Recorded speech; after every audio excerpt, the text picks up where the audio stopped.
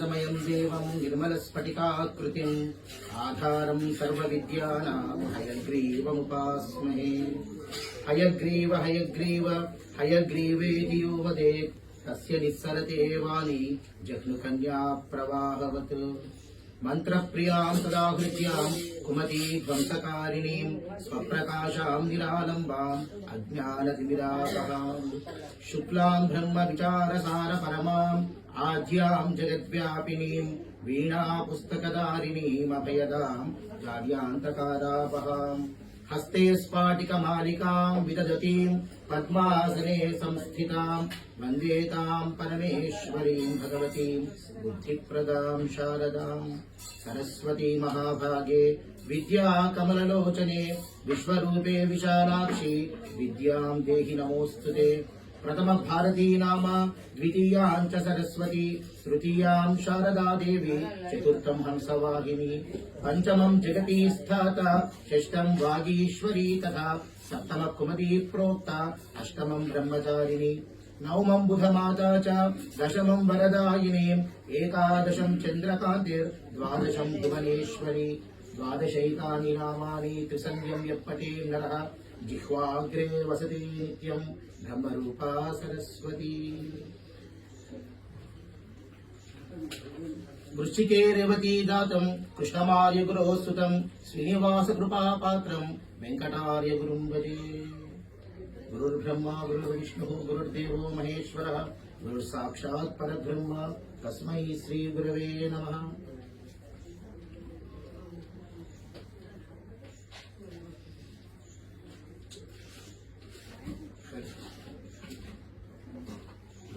పెద్దలందరి సమక్షంలో అందరికన్నా చిన్నవాడినైనా నాకు చాలా పెద్ద విషయం అక్షరాది గురించి చెప్పేటువంటి అవకాశం కల్పించిన పెద్దలందరికీ మొదటగా ఆ యొక్క నమస్కారాలు తెలియజేస్తూ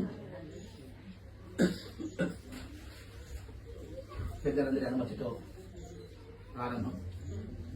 శ్రీపతియాన సర్వేశ్వరునుక్కు విభూతి ద్వయం శేషమాయురుక్కుం. ఈ యొక్క పరమాత్మ యొక్క సృష్టిలో మనకు రెండు రకాల విభూతులు ఉంటాయి అని పెద్దలు చెప్తారు. ఏంటయ్యా రెండు రకాల విభూతులు అంటే, ఒకటి నిత్య విభూతి, రెండవది లీలా విభూతి అని అన్నారు.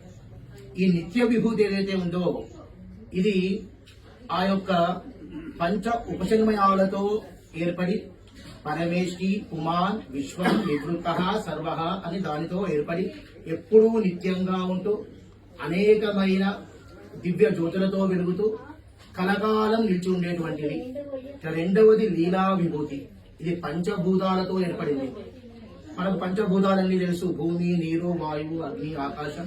ఇలా పంచభూతాలతో ఏర్పడిన ఈ లీలా విభూతిలో మనం ఎవరందరం అయితే ఉన్నామో ఇక్కడ మార్పు అనేది సహజం. ఎప్పుడు కూడా అనేక రకాలైన మార్పులు జరుగుతూ ఉంటాయి. జనన మరణాలు సహజం, పాప పుణ్యాలు సహజం, ఆనందము దుఃఖము సహజం. అలాంటి లీలా విభూతిలో అనేకానేక అనుభవాలు మార్పులతో మనమందరం కూడా ఇక్కడ ఉన్నాం. అయితే ఈ సందర్భంలో జిజ్ఞాసులందరికీ కూడా ఏంటయ్యా ఒక అనుమానం అంటే, పెద్దలందరికీ తెలిసిన విషయమే, అయ్యా మరణం తర్వాత అసలు ఏమవుతుంది ఈ ఆత్మ, ఈ ఆత్మ ఎక్కడికి పోతుంది, ఏం చేస్తుంది అనేటువంటిది సాధారణంగా మనుషులందరికీ కూడా ఉండేటువంటి ఒక అనుమానం. కాబట్టి దీనికి పెద్దలు చెప్పారు, దేహినామరణాదూర్ధ్వం మార్గత్రయముదాహృతం పాపినాం పాపభోగార్థం యామ్య మార్గం ప్రదర్శితః. ఎవరైతే పాప కర్మలు చేస్తారో ఆ పాప కర్మలు చేసినటువంటి వారు యామ్య మార్గము అంటే చీకటి మార్గం ద్వారా నరకానికి చేరుతారు. మరి ఈ పాప మార్గము అంటే ఏమిటి? పా అంటే పొందదగినది, అపాహ అంటే పొందలేనిది. ఏదైతే పొందదగింది ఉందో అది పొందలేకపోవడమే పాపం. మనం ఏం పొందాలి? ఆ శ్రీయప్పటి శ్రీమన్నారాయణుని యొక్క కృపను పొందాలి. అలా స్వామి వారి కృపకు పాత్రులయ్యేటువంటి పనులు ఏవైతే మనం చేయట్లేదో అవన్నీ కూడా పాపములుగా పరిగణింపబడ్డాయి. కాబట్టి ఎవరైతే అలాంటి పాపాలు చేశారో వారు చీకటి యామ్య మార్గం ద్వారా నరకానికి వెళ్తారు. నరక బాధలు అనుభవిస్తారు. యాతనా శరీరం ద్వారా అక్కడ అనేక రకాలైనటువంటి శిక్షలు మనందరికీ తెలిసినయే, అవన్నీ కూడా ఉంటాయి. ఇక రెండవది ఇష్టాపూర్తాది నిత్కర్మ నిరతానాం ఫలాధినాం ధూమ మార్గశ్చ సంప్రోక్త స్వర్గలోకాది సిద్ధయే.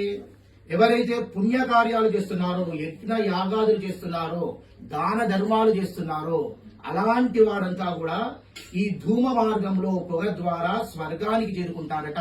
అక్కడ స్వర్గ సుఖాలన్నీ కూడా అనుభవిస్తారు. పాపాలు చేసిన వాళ్ళంతా నరకానికి, పుణ్యాలు చేసిన వాళ్ళంతా స్వర్గానికి వెళ్తారు అనేటువంటి విషయం మనందరికీ కూడా విదితమే. అయితే ఈ రెండు మార్గాలు కాకుండా ఎవరైతే వైష్ణవ స్వాములంతా కూడా ఉన్నారో, ఎవరైతే ఆ విష్ణు సంబంధమైనటువంటి బాంధవ్యాన్ని కలిగి ఉన్నారో వారందరికీ కూడా ఈ రెండు మార్గాలు కాకుండా మూడవ మార్గం కూడా ఉంది అని చెప్పేసి మనకు పెద్దలంతా కూడా చెప్తున్నారు. ఏంటయ్యా అంటే కృష్ణ భక్త్యా హితోపాస్య ప్రపద్యాపి హరిచ్చయ అర్చిరాధిక మార్గేణ లభతే పరమం పదం. ఈ అర్చిరాది మార్గము అనేటువంటి మూడవ మార్గం కూడా ఉందయ్యా. ఈ మూడవ మార్గం ద్వారా ఎవరైతే ఆ విష్ణు సంబంధాన్ని కలిగి ఉన్నారో వారందరూ ఈ రెండు మార్గాల ద్వారా కాకుండా ఈ దివ్యమైన జ్యోతి ప్రకాశము కలిగినటువంటి అర్చిరాది మార్గం ద్వారా వెళ్తారు అని చెప్తున్నారు. అయితే మరి ఈ లోకంలో మనం అనేక రకమైన కర్మలు చేస్తుంటాం కదా. మరి ఈ కర్మలు ఏవైతే ఉన్నాయో ఈ కర్మల ఆధారంగానే మనకు ఏ మార్గం ఉన్నటువంటిది అనేది మనకు నిర్దేశింపబడింది అంటాం. ఏమంటారు? యథాకృతు అస్మిన్ లోకే ఏ పురుషో భవతి తథా ఇత ప్రేత్య భవతి. నువ్వు ఏం కర్మలు చేస్తావో ఆ కర్మ ఫలితాన్ని తప్పకుండా అనుభవించాల్సిందే. కాబట్టి ఆ కర్మ ఫలాన్ని అనుభవించి దాని ఆధారంగా నీకు ఎలాంటి మార్గంలో పోవాలి అనేటువంటి విషయాలన్నీ కూడా చెప్పబడ్డాయి. మరి ఈ కర్మ ఫలాలు ఏ విధంగా ఉన్నాయంటే మనకు పెద్దలు చెప్తారు, 3 రకాల వాసనలు ఈ లీలా విభూతిలో సాధారణంగా మనుషులంతా కూడా కలిగి ఉన్నారట. ఏంటయ్యా 3 రకాల వాసనలు అంటే, ఒకటి లోక వాసన, 2 శాస్త్ర వాసన, 3వది దేహ వాసన. ఏమిటి ఈ వాసన? వాసన అంటే మన దగ్గర నుంచి వచ్చే సుగంధము దుర్గంధము కాదండి. వాసన అంటే మనకు కలిగినటువంటి గుణాలను మనకి ఇక్కడ వాసనగా చెప్తున్నారు. ఏంటి లోక వాసన అంటే మనందరూ గొప్పగా పొగడాలి అనేటువంటి ఒకమైనటువంటి భావన.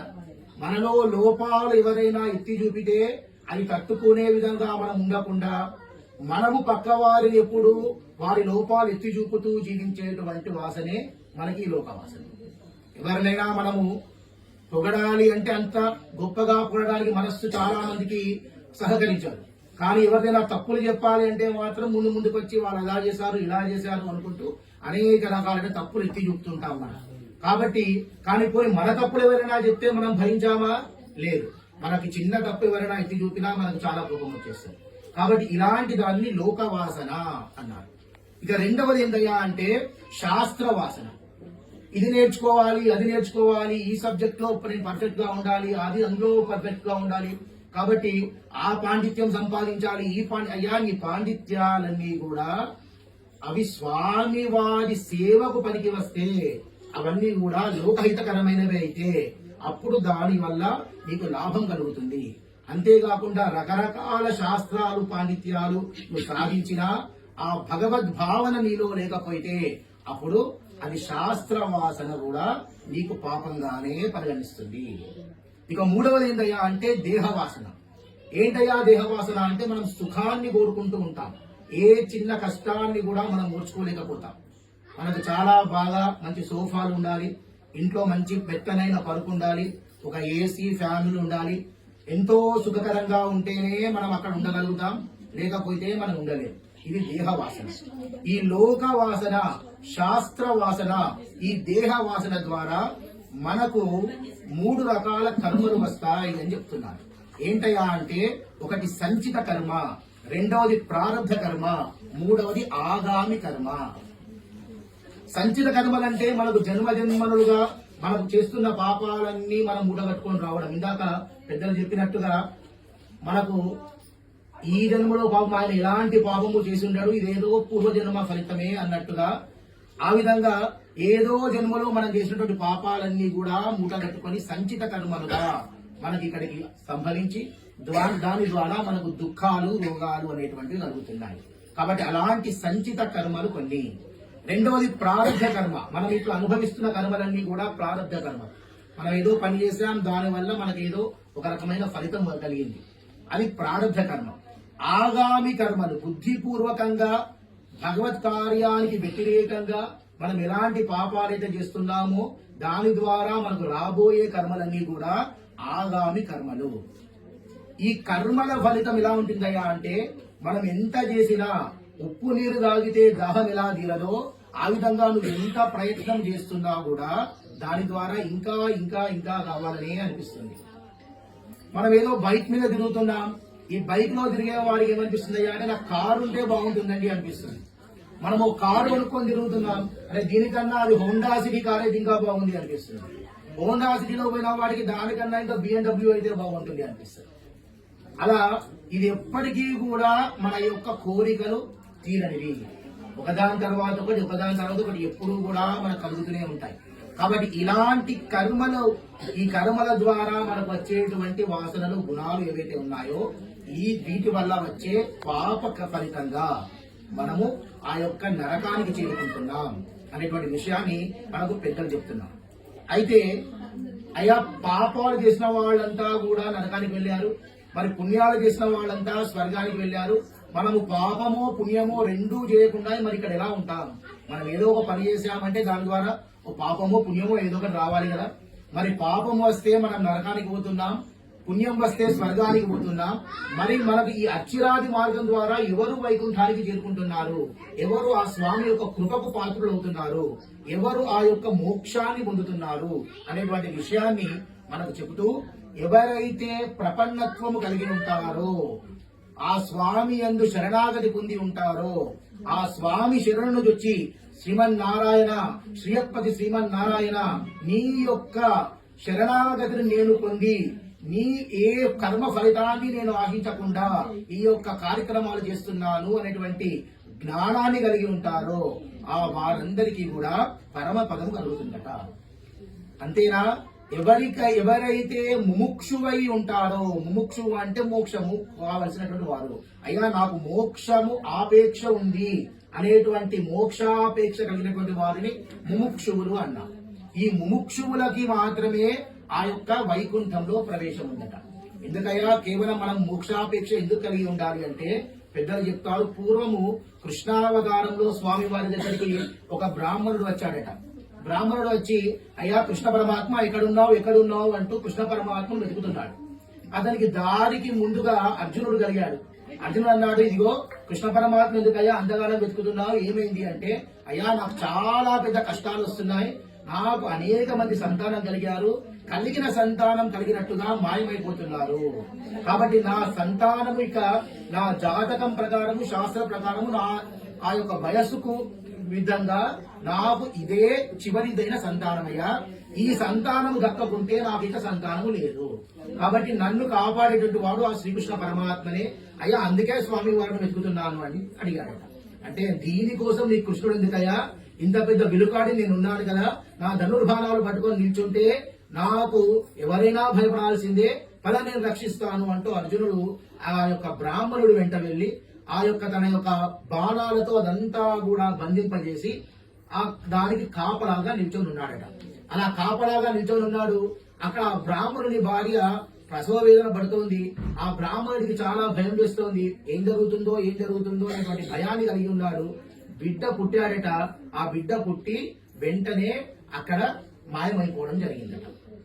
అది చూసినటువంటి బ్రాహ్మణుడు చాలా దుఃఖితుడయ్యాడు. అయ్యో, నేను ఎంతో ఆ కృష్ణుని కోసమని వెళితే ఆ కృష్ణుడు ఎందుకయ్యా నేనే ఉన్నానని చెప్పి వచ్చావు, ఇప్పుడు నాకు చివరి సంతానం కూడా దక్కకుండా చేశావు, అసలు నువ్వు ఏం చేసినా నీ యొక్క పాపము తీరదు అంటూ అర్జునుని నానా నిందలు చేస్తుంటే, ఇక ఇచ్చిన మాట నిలుపుకోలేకపోతే నేనెందుకు, నేను ఇప్పుడే ప్రాయోపవేశం చేస్తాను అంటూ అర్జునుడు ధనుర్బాణాలు పట్టుకుని ఆ యొక్క ప్రాయోపవేశానికి వెళ్ళాడట.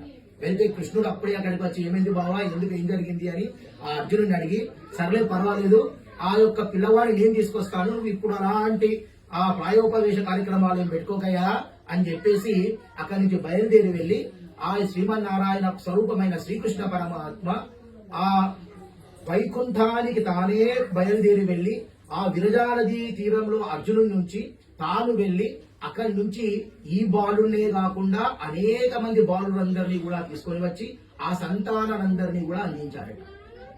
అందిస్తే అప్పుడు ఆ బ్రాహ్మణుడు చాలా సంతోషించాడు. కానీ మనందరికీ కూడా ఒక అనుమానం రావాలి, ఏమయ్యా ఆ విరజా నది దాటి ఎవరైతే వైకుంఠానికి వెళ్ళారో వారికి తిరిగి వచ్చేటువంటి అధికారం లేదు కదా, మరి పరమాత్మ ఏ విధంగా ఆ ధర్మాన్ని తప్పాడు అంటే మనకు అక్కడ శాస్త్రంలో ఏం చెప్పారంటే, ఈ బ్రాహ్మణుడు తన కుమారులు కావాలని కోరుకుంటున్నారు, ఆ వైకుంఠానికి వెళ్ళిన బాలుడు కూడా తిరిగి రావాలని కోరుకుంటున్నారట. కాబట్టి వారికి కోరిక లేదు, వీరికి కోరిక లేదు, నేను అక్కడ ఉంచుకొని ఏం చేస్తానయ్యా, అందుకని చెప్పేసి పంపించేశాను అన్నాడు. మనము చాలా మంది మన పిల్లలు ఉన్నారనో ఇంక పెద్దలు ఉన్నారనో అమెరికాకో ఆస్ట్రేలియాకో పోతాం. ఆ పోయిన 4 రోజులకే మనకు మళ్ళీ మొహమ్మద్ కేసు ఎప్పుడు ఇంటికి వచ్చేస్తామా అని చూస్తే వాళ్ళు ఉంటారు.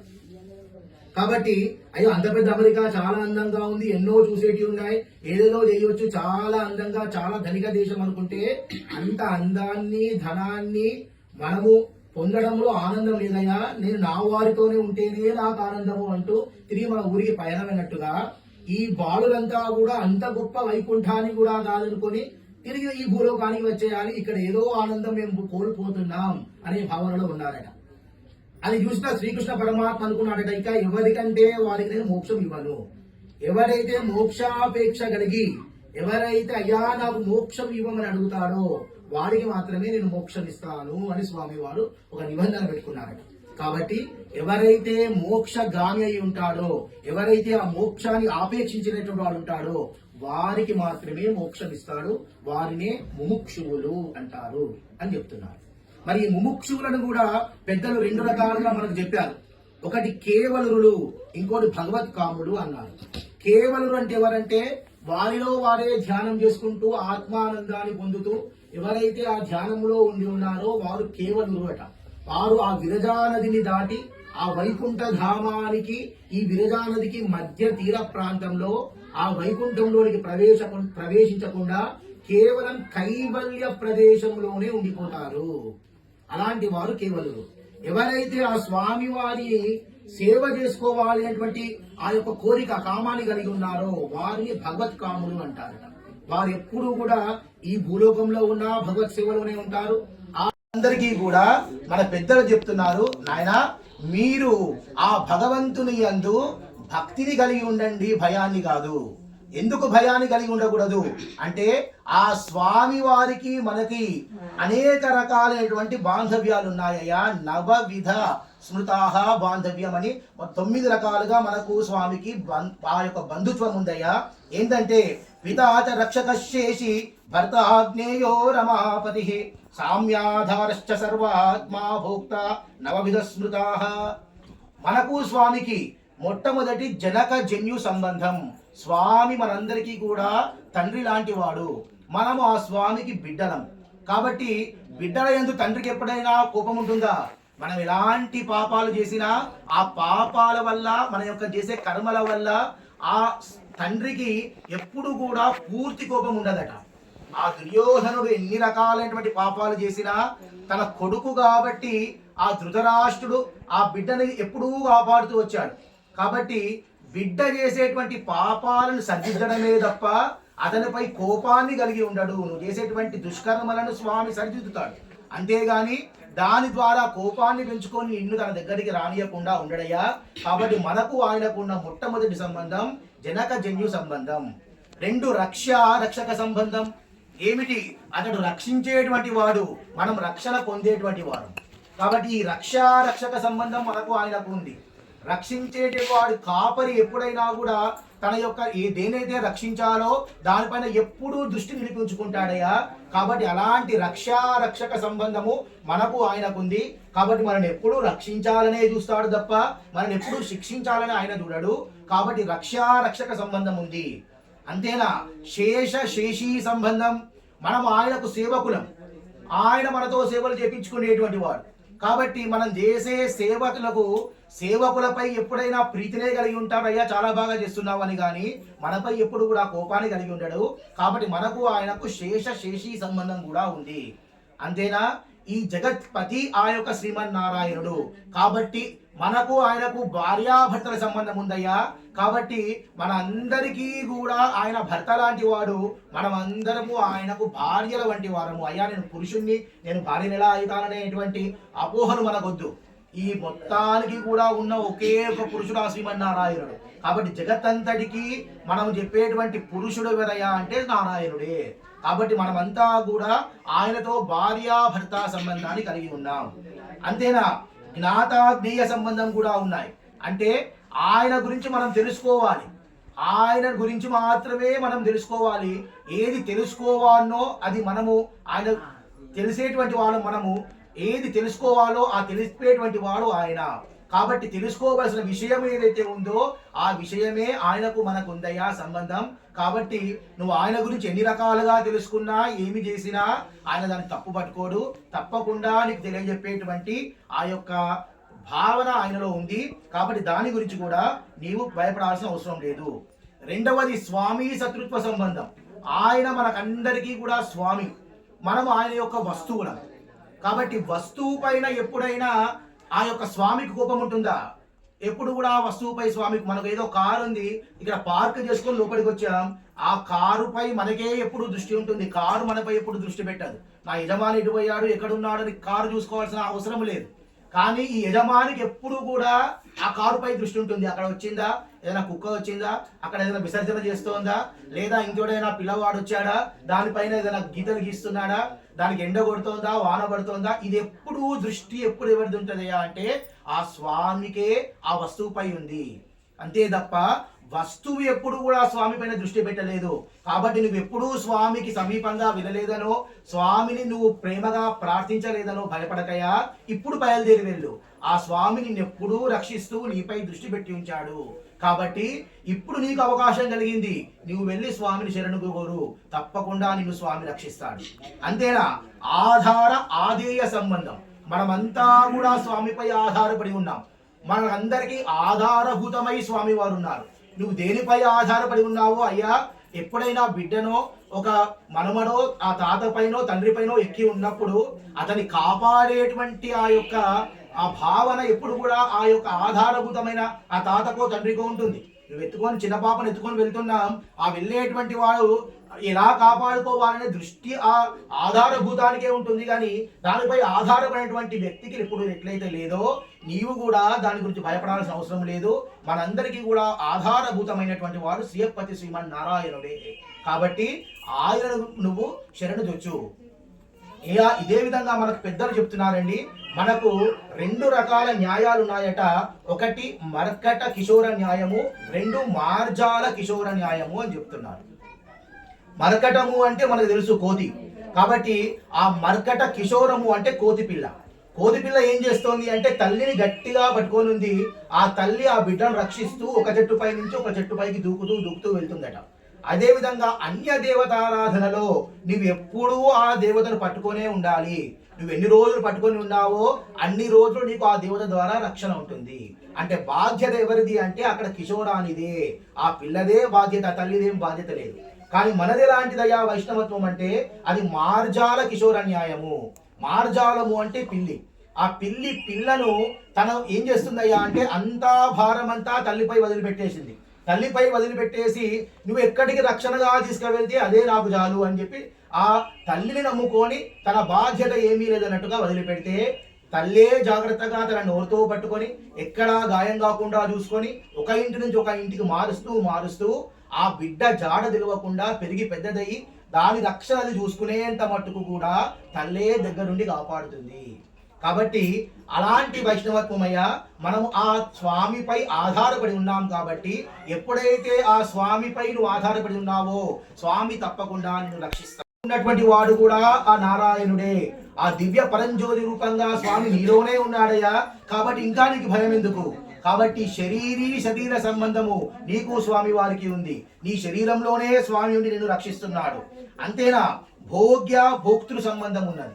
అంటే ఆ భోగ్య, కాబట్టి నువ్వు ఎప్పుడు స్వామి వారిని శరణు పొందుతావో అప్పుడు తప్పకుండా స్వామి నిన్ను రక్షిస్తాడు అని చెప్పేసి ఇక భయము వలదు, ఆ స్వామి వారిని కాపాడమని ప్రార్థన చేయండి అని చెప్పేసి చెప్తున్నారు.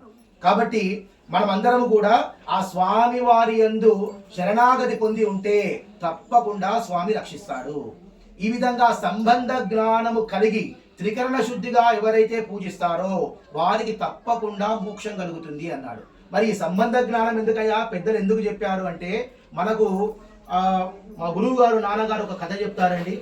ఇద్దరు ఒక పెద్ద ఆయన పట్టణానికి బయలుదేరి వెళ్ళాడట. పట్టణానికి బయలుదేరి వెళ్ళి తన అన్న కూతురి జాడ కోసం వెతుకుతున్నాడు. పాత అడ్రస్ ఏదో పట్టుకున్నాడు. అతని దగ్గర ఫోన్ నంబర్ మిస్ అయిపోయింది. ఆ అడ్రస్ పట్టుకొని పోయి వెళ్తే ఆ జాడలో ఆ అడ్రస్ లో ఆ అమ్మాయి లేదు. అయ్యో లేదు, ఏం చేద్దామని చెప్పేసి అక్కడ ఇక్కడ రెండు పక్కలు అడిగితే ఎక్కడ దొరకలేదు. సరే అప్పటికే సాయంకాలం అయిపోతుంది. తనకు తెలిసిన దూర బంధువు ఇంటికి వెళ్దామని చెప్పేసి వెళ్ళాడు. వెళ్ళి ఆ సాయంకాలం రాత్రి సమయంలో వెళ్ళి వాళ్ళ ఇంట్లో విశ్రాంతి తీసుకుంటూ అడిగాడట, ఏమమ్మా బాగున్నావా, ఇలా నేను మా అన్న కూతురు కోసం అని వచ్చాను, మరి ఆ అన్న కూతురు అడ్రస్ దొరకట్లేదు అంటే, అయ్యో పర్వాలేదు మామయ్య, మీరు ఎందుకు అలా అనుకుంటారు, రండి ఈ రోజు రాత్రి ఇక్కడే ఉండండి, రేపు పొద్దున మనం వెళ్ళి వెతుకుదాం, ఈ రోజు ఇక్కడ విశ్రాంతి తీసుకోండి అని చెప్తూ అన్నదట. ఇదిగో వచ్చి ఉండండి, కానీ ఆ ఎదురింటి ఆవిడ ఉందే అటువైపు మాత్రం మీరు చూడకండి, ఆమెకు మనకు ఎప్పుడు ఒక నిమిషం కూడా పడదు, కాబట్టి ఆ ఎదురింటి ఆవిడను మాత్రం నువ్వు చూడకయ్యా, ఈ నువ్వు లోపల ఏమన్నా చేసుకో జాగ్రత్త, ఆమెతో మాత్రం జాగ్రత్త అని చెప్పారు.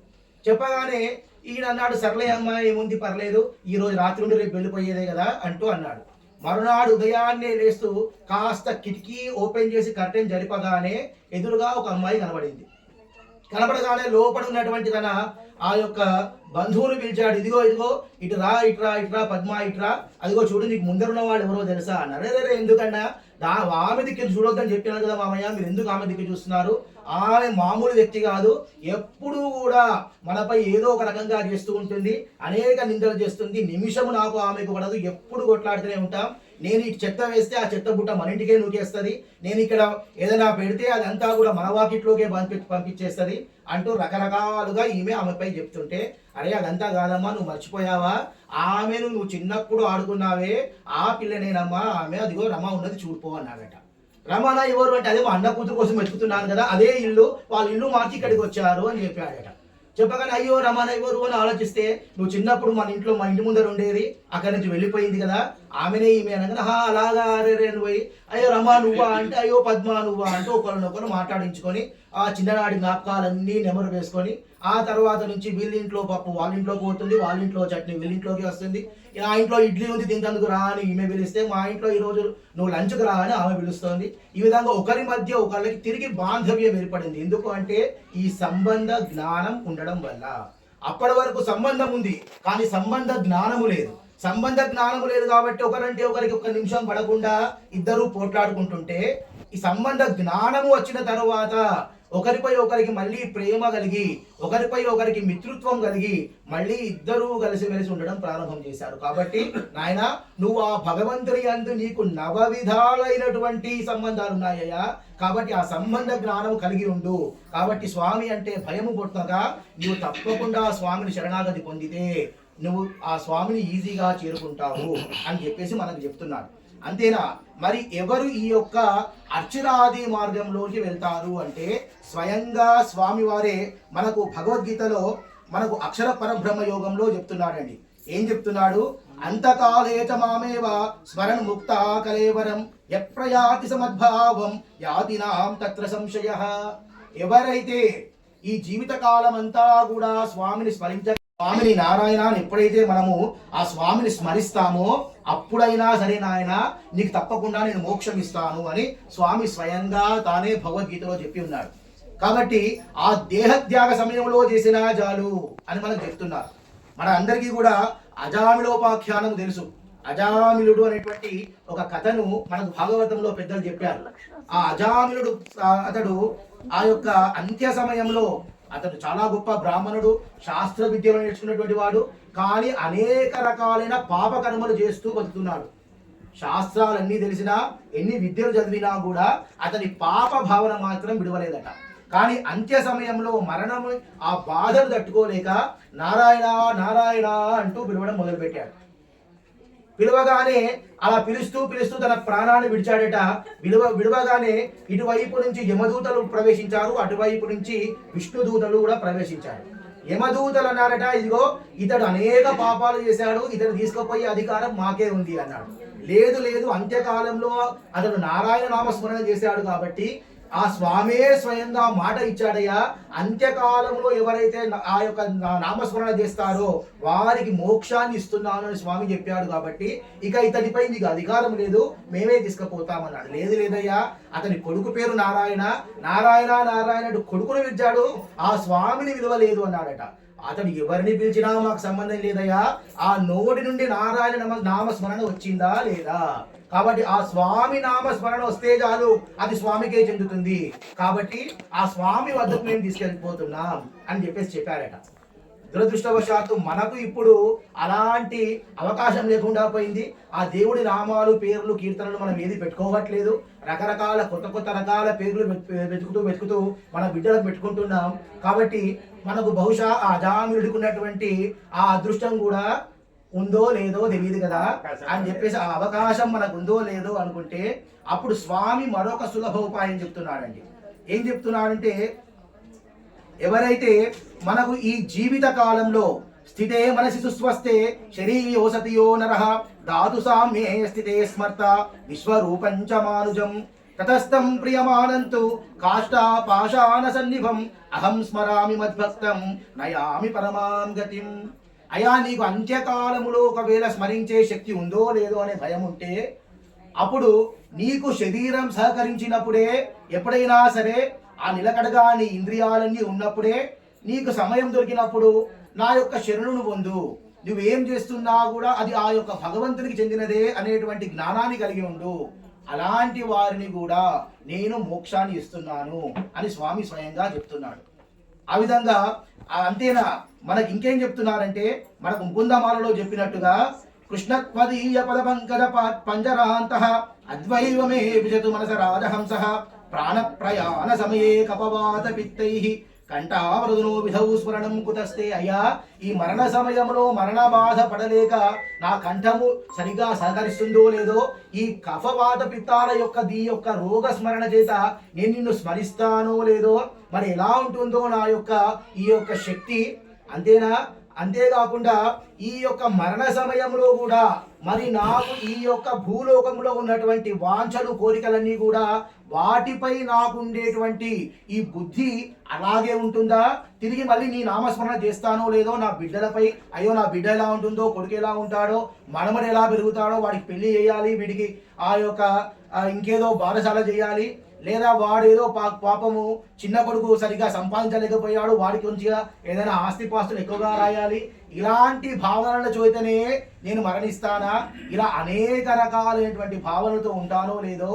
కాబట్టి మనము ఇప్పుడు చేసినటువంటి స్మరణనే ఆ స్వామికి చెందేట్టుగా, నీకు ఎప్పుడు సమయం దొరికిందో అప్పుడు స్వామి యొక్క స్మరణ చెయ్యు, ఆ స్వామి దాన్ని స్వీకరించి మనకు ఆ యొక్క మోక్షాన్ని ఇస్తాడు అని చెప్పేసి చెప్తున్నాడు. అయితే మనందరికీ కూడా తెలుసు ఏంటయ్యా అంటే, భాగవతంలో చెప్పినట్టుగా ప్రాయశ్చిత్త మతోపార్థం మన్యే కుంజర శౌచవత్ అన్నారు. ఏనుగట సరోవరంలో దిగి చాలాసేపు ఆ నీటితో స్నానం ఆచరించిందట.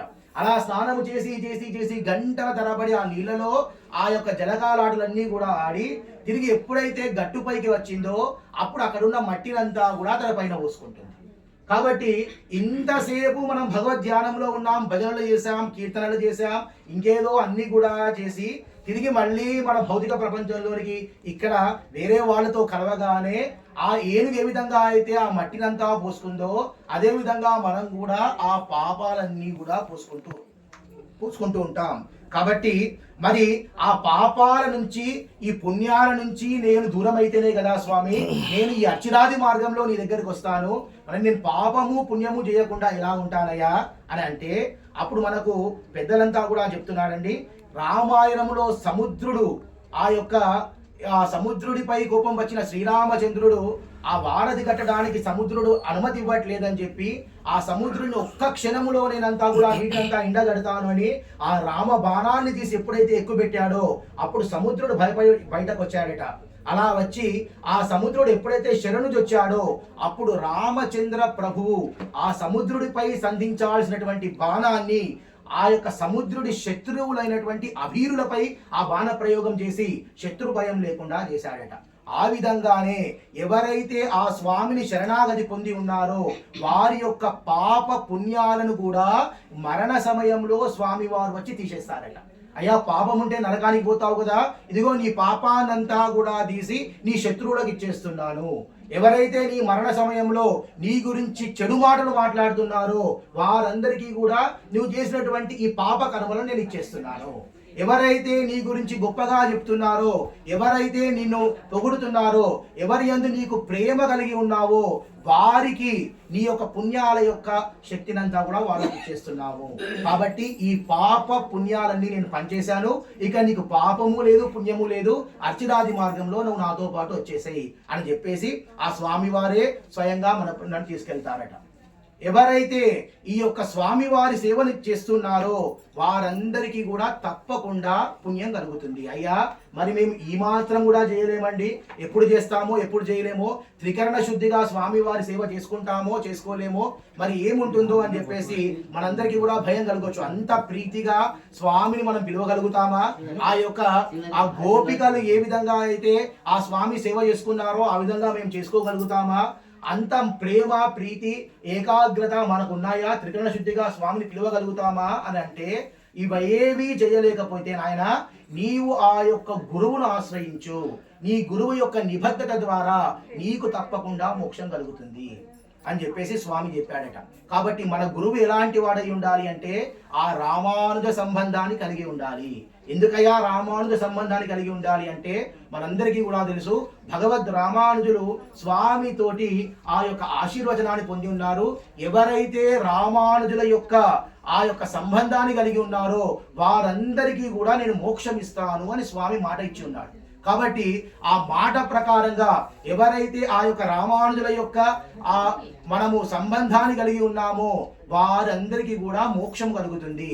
కాబట్టి వారి శిష్యులు, ఆ శిష్య పరంపరలో వచ్చేటువంటి స్వాములు, వారి ద్వారా మనం ఎవరి చేతనైనా కూడా పంచ సంస్కారాలు పొంది ఆ అష్టాక్షరి మంత్రోపాసన చేస్తూ ఆ ద్వయమంత్రాన్ని పఠిస్తూ ఎప్పుడైతే ఉంటామో అప్పుడు మనం తప్పకుండా మోక్షాన్ని పొందేటువంటి అర్హతను కలిగి పొందుతాము అన్నారట.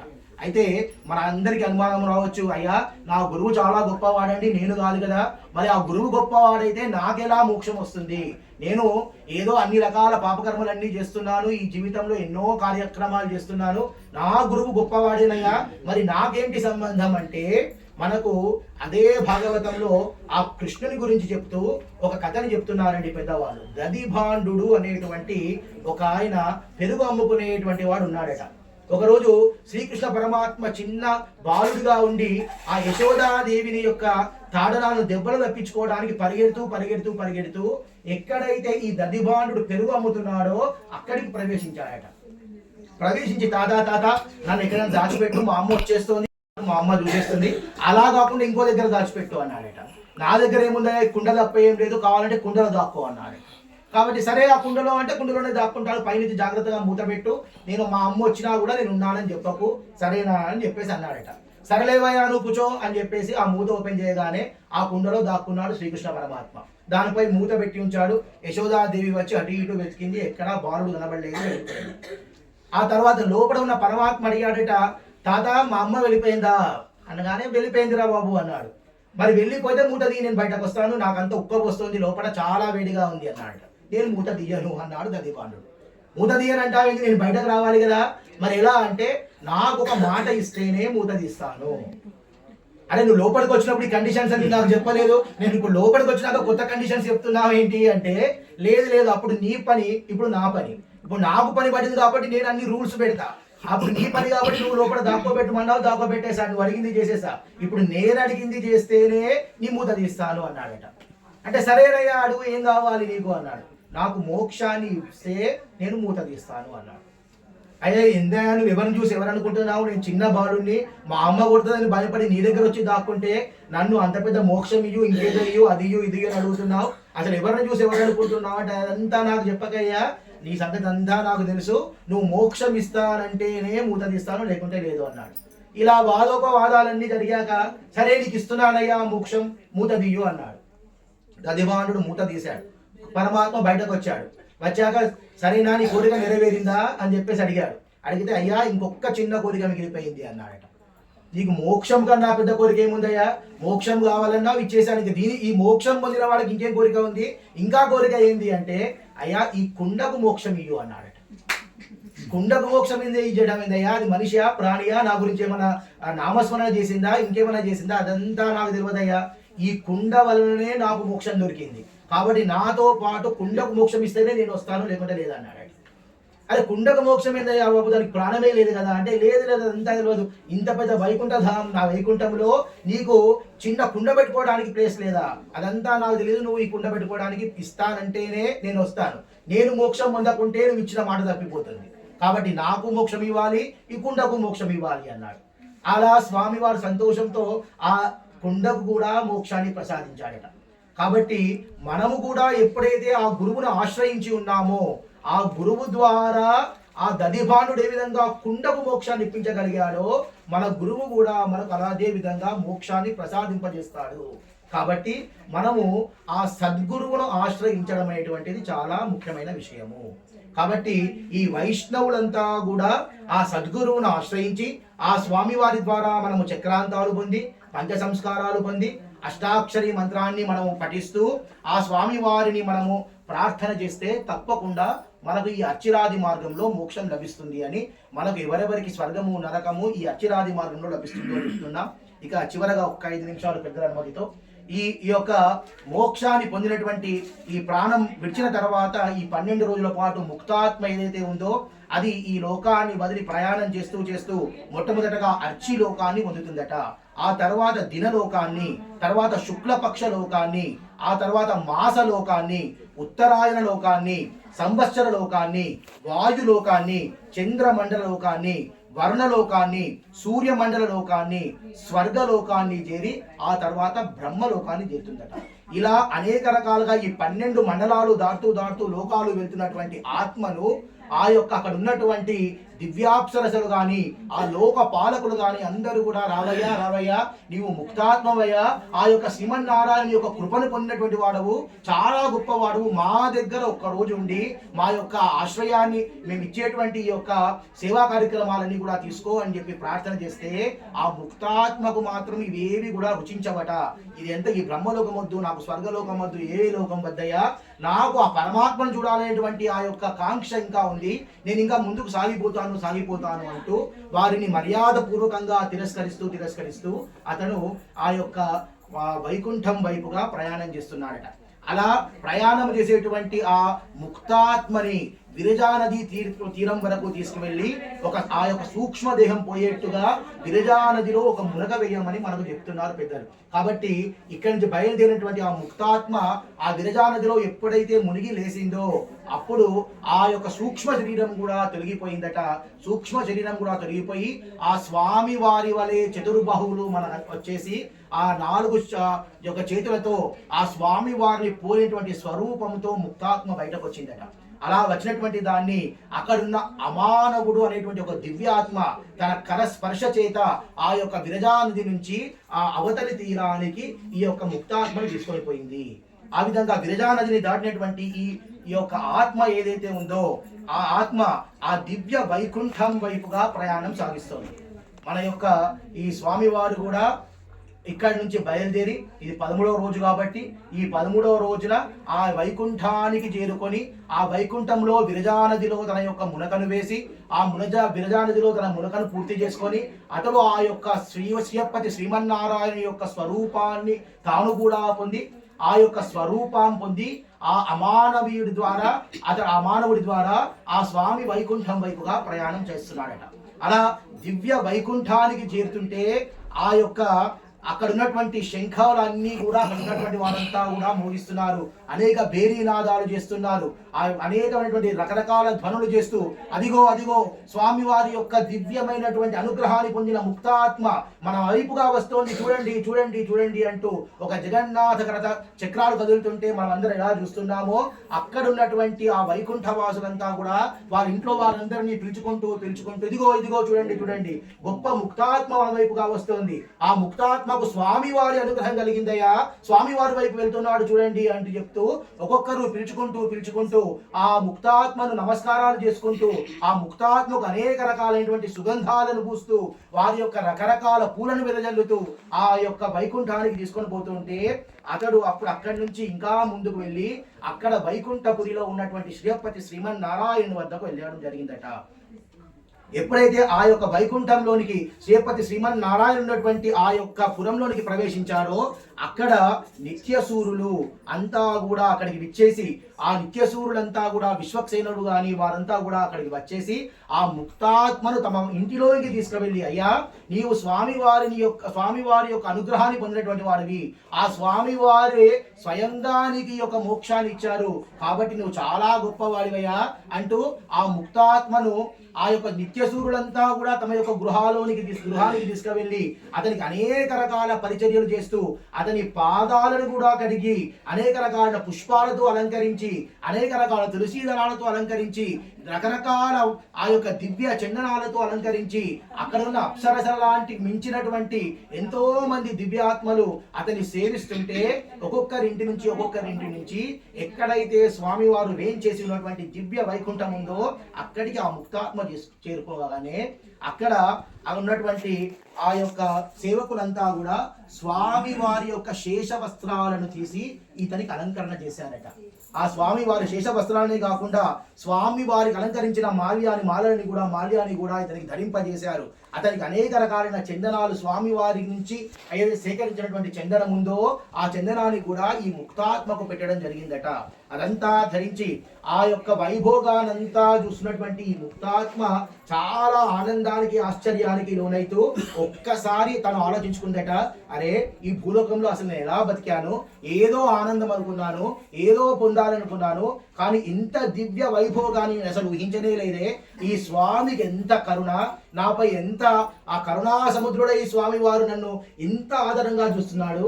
నేను రోజు పూజించే రకరకాల దేవతలంతా కూడా నన్ను పూజిస్తున్నారే, నేను ఎవరెవరినో ఏదేదో అనుకున్నానే, వారంతా నన్ను ఇంత గొప్పగా చూసుకుంటున్నారే, స్వామి వారికి అలంకరించినటువంటి శేష వస్త్రాలు నాపై ధరింపజేశారు, ఆహా ఇంతకన్నా గొప్ప ఆనందం నాకు అసలు ఏముంది అనుకుంటూ అతను పొంగిపోతూ ఆ వైకుంఠంలో ఉన్న అందాలన్నీ చూస్తూ అక్కడ సింహాసనంపై ఉన్నటువంటి ఆ యొక్క స్వామి వారిని సమీపిస్తున్నాడట. అయితే మనకు కౌశికీ ఉపనిషత్తులో చెప్తున్నారు, ఇతను ఎంత స్వామి వారికి ఆ వైకుంఠ ధామంలో దగ్గరగా వెళ్తున్నాడో అతనిలో అంత దివ్య తేజస్సు అంతా కూడా పెరుగుతూ పోయిందట. అలా వెళ్తూ ఆ యొక్క సింహాసనంపై ఉన్నటువంటి స్వామి వారిని చూస్తున్నారు. ఆ సింహాసనం ఎలా ఉంది అంటే ఆ సింహాసనానికి 4 పాదాలు ఉన్నాయట. ధర్మ అర్థ కామ మోక్షములు అనేటువంటి 4 పాదాలు ఆ స్వామి వారి సింహాసనానికి ఉన్నాయి. అంటే ఈ భక్తులు ఏది కోరుకుంటే అది అనుగ్రహించడానికి స్వామి సిద్ధంగా ఉన్నాడు. ఎవరికి ధర్మము కావాలి, ఎవరికి ఆ యొక్క అర్థము కావాలి, ఎవరికి ఆ కోరికలు కామంతో చేస్తున్నారు, లేదా ఎవరు మోక్షాన్ని ఆపేక్షిస్తున్నారు, వారు అడిగినది వారికి స్వామి సిద్ధంగా ఆ 4 పాదాలతో ఉన్నటువంటి సింహాసనంపై ఉంటే ఆ సింహాసనంపై 12 రేకులతో ఉన్నటువంటి ఒక కమలం ఉందట. ఆ యొక్క పద్మం ఏ విధంగా ఉందంటే 12 రేకులు, దానిపై ఓం నమో భగవతే వాసుదేవాయ అనేటువంటి నామాలు ఒక్కొక్క రేకుపై లిఖించి ఉన్నాయట. అలా ఆ యొక్క ఓం నమో భగవతే వాసుదేవాయ నామాలతో 12 రేకులతో అక్కడ స్వామి వారిపై ఉంటే దానిపైన కమల కర్ణిక ఉందట. ఆ కమల కర్ణికపై ఆ యొక్క శేషుడు అనంతుడు ఎవరైతే ఉన్నారో ఆ దానిపైన శేషుడి పైన స్వామి కూర్చొని ఉన్నాడట. ఆ స్వామిని చూస్తూ ఆహా ఇంత వైభోగంగా ఉన్నాడు స్వామి, నాకు ఎన్నో రకాలుగా చెప్పారే, ఇవి ఎవ్వరూ చెప్పినా కూడా ఈ పోలిక మనకు సరిపోదే. ఆ యొక్క మనం ఏ విధంగా అయితే సముద్రాన్ని సముద్రంతో పోలుస్తామో, ఆకాశాన్ని ఆకాశంతో పోలుస్తామో, అదే విధంగా ఈ స్వామి వారి గురించి ఎంత వర్ణన చేసినా అదంతా కూడా తక్కువే కదా. ఎంత దివ్య తేజస్సుతో వెలుగుతున్నాడు స్వామి, ఆహా ఏమి అందం, ఇదేమి సుఖము, ఇంతకు మించినటువంటి ఆనందం ఇంకా అసలు నాకు లేదే. ఇన్ని అనుభవించుకుంటూ వచ్చాను, ఇక్కడికి వచ్చినాక కూడా ఇంతమంది యొక్క సేవలను పొందాను, దీనన్నింటికన్నా కూడా అత్యంత ఆనందభరితమై ఆ స్వామి వారిని కనబడుతున్నారే అనుకుంటూ ఆ యొక్క ముక్తాత్మ తన కనుల నుండి ధారగా ఆనంద బాష్పాలు రాలుస్తూ స్వామి ఇదిగో నీకోసమే వచ్చాను అని చెప్పేసి ఎప్పుడైతే అంటున్నాడో అప్పుడు శ్రీపతి శ్రీమన్నారాయణుడు చూసి, బాలువా ఎవరు నాయనా నీవు, ఒకసారి ఇటురా అని పిలుచుకొని ఆ సింహాసనంపై ఉన్న శ్రీమన్నారాయణుడు శ్రీపతి తన తొడపై కూర్చుండబెట్టుకున్నాడట ఈ ముక్తాత్మని. ఈ సమయంలో మనకు ఈ అనంతాచార్య స్వామి వారు ఆ స్వామి వారిపై తొడలపై కూర్చొని ఉన్నారు.